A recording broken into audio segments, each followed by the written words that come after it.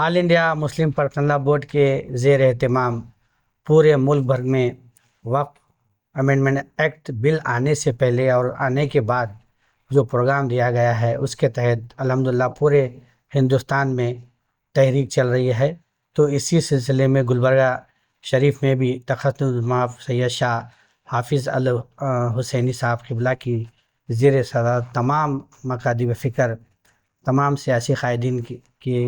موجودگی میں یہ اجلاس آج الحمدللہ مکمل طور پر کامیاب رہا. اور اس میں ایک کور کمیٹی اور ایک ایڈوائزری کمیٹی تشکیل دینا طے پایا ہے. کور کمیٹی میں تمام چیزیں اس میں طے کی جائیں گی، جس میں صاحب قبلہ کی سرپرستی میں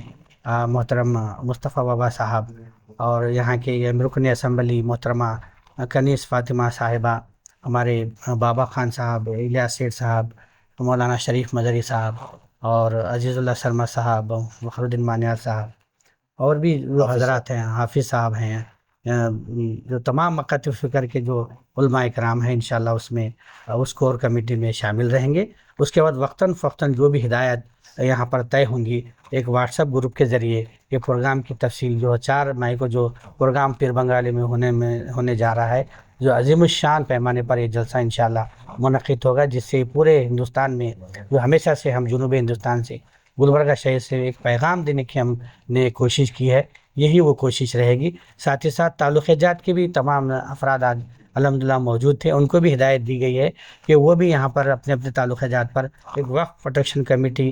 بنائی جائے تشکیل دے کر. انشاءاللہ یہاں باقی تمام جو کمیٹیز ہیں، اسٹیج کمیٹی ہے، کیمپین کمیٹی ہے اور خواتین کا ونگ ہے، اس کی بھی ایک انشاءاللہ ہم آج رات بیٹھ کر کے اس کمیٹی کو تمام تشکیل دیں گے. اس کے بعد کل یا پرسوں آپ بریف پورا پھر اس کے ذریعے تمام تفصیلات آپ کے سامنے